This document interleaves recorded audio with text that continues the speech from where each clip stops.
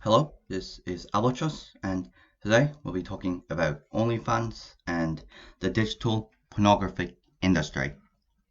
If it wasn't obvious already, I'll be discussing sex work, especially digitalized form of sex work, and therefore I must warn you that viewer discretion is advised.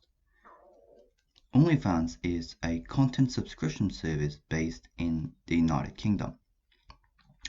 To be more specific, users' fans donate money in the fashion of Patreon in order to get exclusive access to his or her lewd content.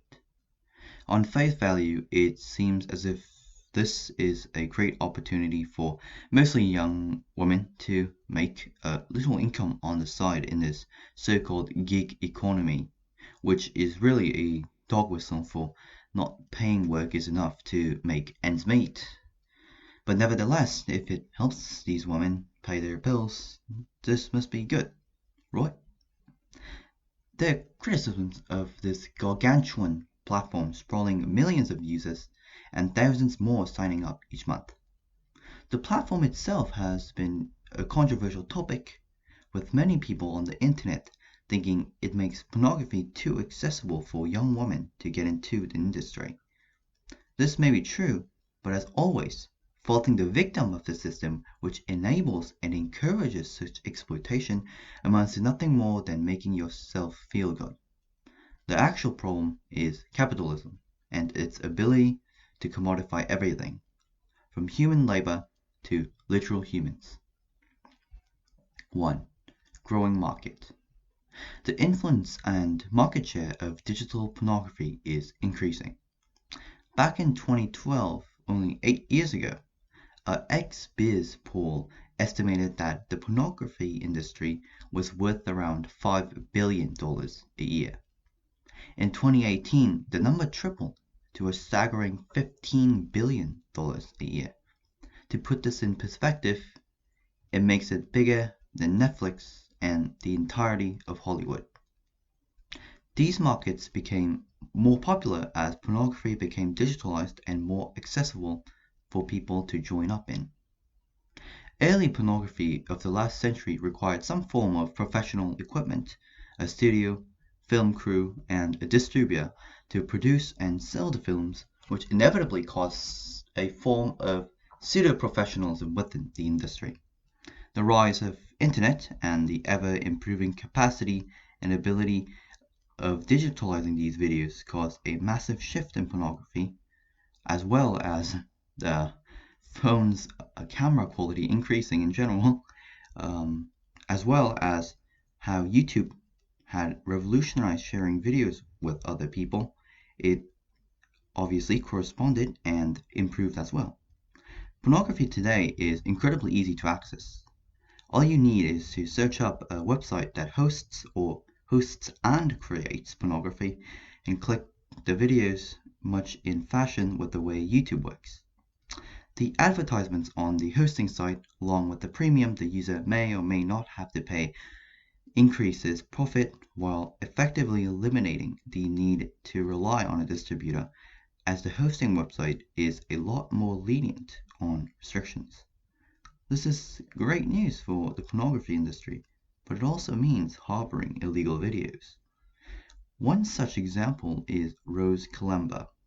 She was a rape victim at age 14, which her being raped was subsequently recorded and posted on Pornhub.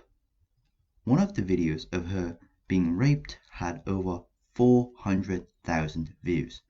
Fortunately, the videos were removed after she contacted Pornhub, but as the saying goes, everything on the internet will be there forever. She isn't the only victim of sexual misconduct and abuse recorded in Pornhub's vast archives. Pornography channels Girls Do Porn was removed from the site for sex trafficking and forcing women to have sex on tape. These are serious issues that will not cease to exist thanks to the lowered bar of entering the pornography industry. Pornhub is perhaps not considered in the way it should be considered. as its brand image is considered woke and generally accepted as a well-respected platform such as YouTube. Anyone can upload videos to Pornhub with absolutely zero consequence of doing such. To be brutally honest, there is literally no way of permanently removing pornographic videos from Pornhub, even if it's a minor, or rape, or even worse. These are serious problems, yet the governments do not do anything about this to restrict these companies from encouraging and allowing such toxicity and evil doings on their website and platforms, but rather attempting to implement a Kafkaesque or more bureaucracy to the internet to inconvenience people, such as United Kingdom's recent pornography block, instead of dealing with the root of the problem, which is embedded in digital culture and capitalism.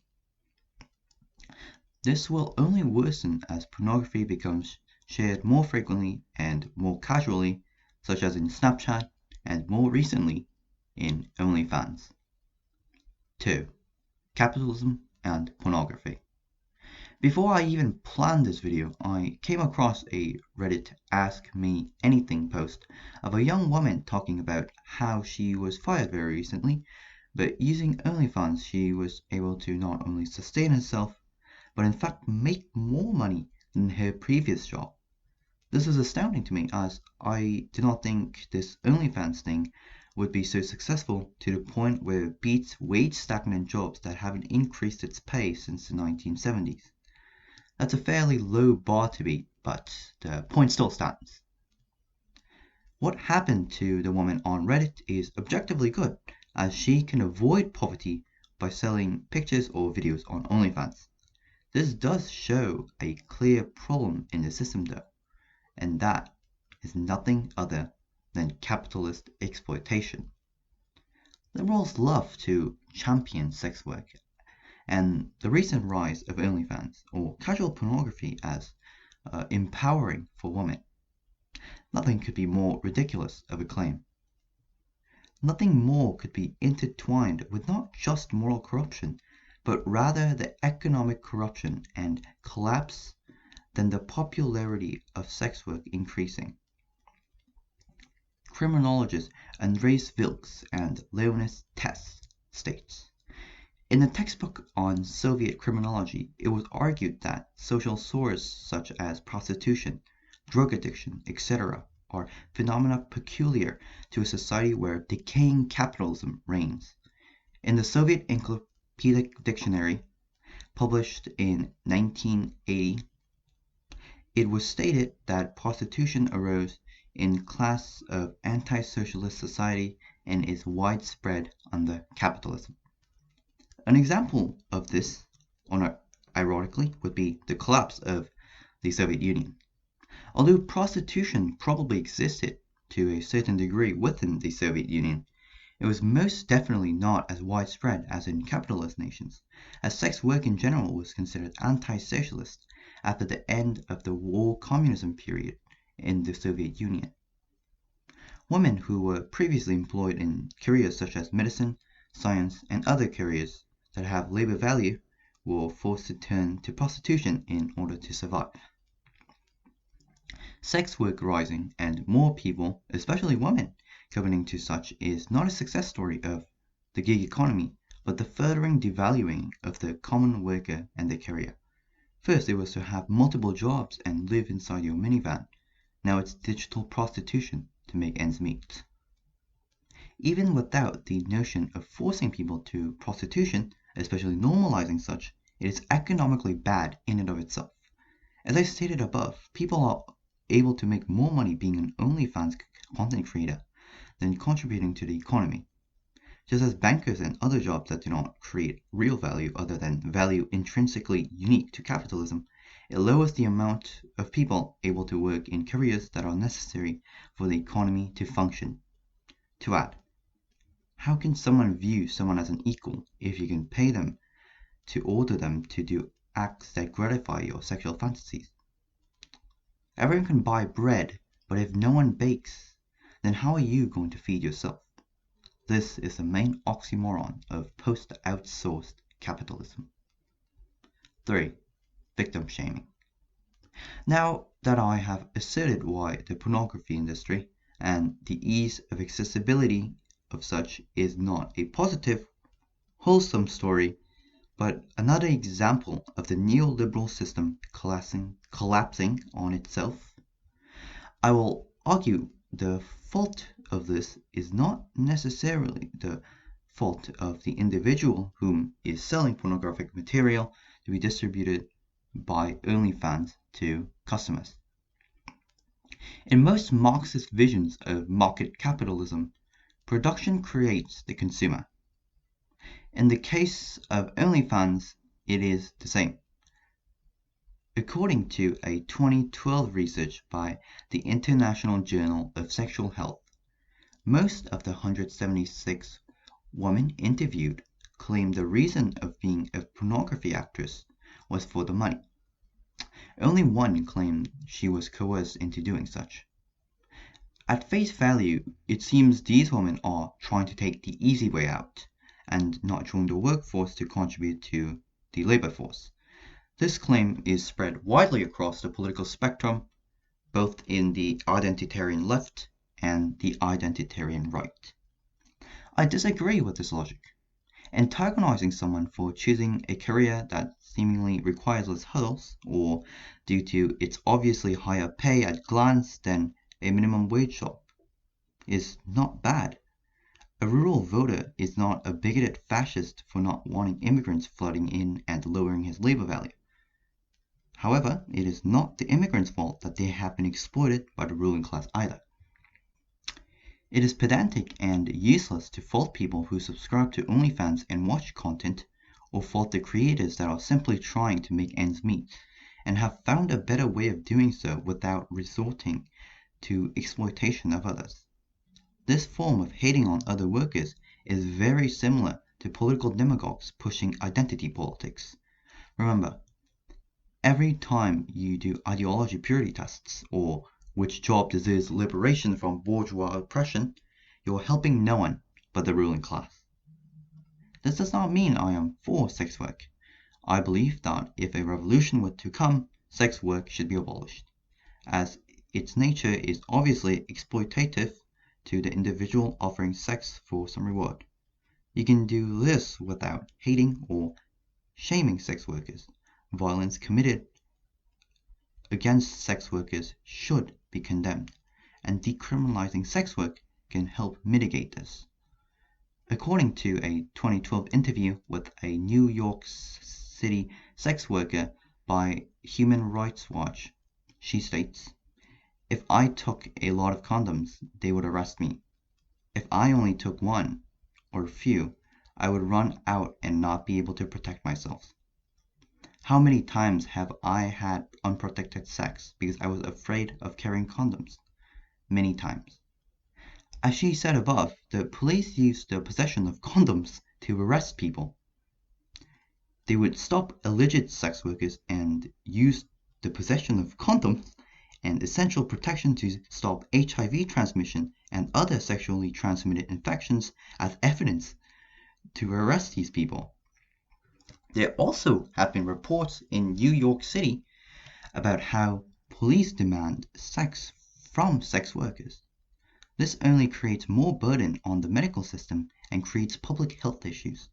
Is this the fault of sex workers? No, it's the fault of the system that encourages women to sell their bodies in order to make ends meet, then using a governmental force to oppress these people who are at the very bottom of the social class hierarchy. Where I disagree with the mainstream liberal view on sex work is trophying sex work as consensual trade of sex between two adults. As I said above, how can one see someone as an equal when you are paying someone to have sex with you? It is a grotesque market created by unrestrained capitalism and lack of working class employment options for people without a damned master's degree. It must be withered away as most institutions would in the case or event of capitalism collapsing, but we as socialists must remind ourselves that their struggles as a member of the underclass is also our struggle. Conclusion. Before I get into the conclusion, I'd like to apologize for the upload being a day late. I've had some recent technical issues with my laptop and I had to get it fixed. The local shop wasn't able to get it fixed, so I had to send it to a service center and I couldn't get the laptop back in time. In conclusion, OnlyFans is currently a blessing for many people, mostly young women, to provide for themselves, as the current situation has made jobs ever harder to find. But it also shows how capitalism promotes increasingly more and more normalization of exploitation of the individual. The pornography industry is just as exploitative as any industry geared towards profiting over human labor and must be condemned. This does not mean it is the fault of the sex workers per se, as their struggles must be realized as a class struggle. Thank you for watching. It was a bit shorter, this video, and before I end the video, I'd like to remind you, if you're still watching, to please like, share, and subscribe if you wish to do so and want to watch more of my content, and I'll see you on the next one.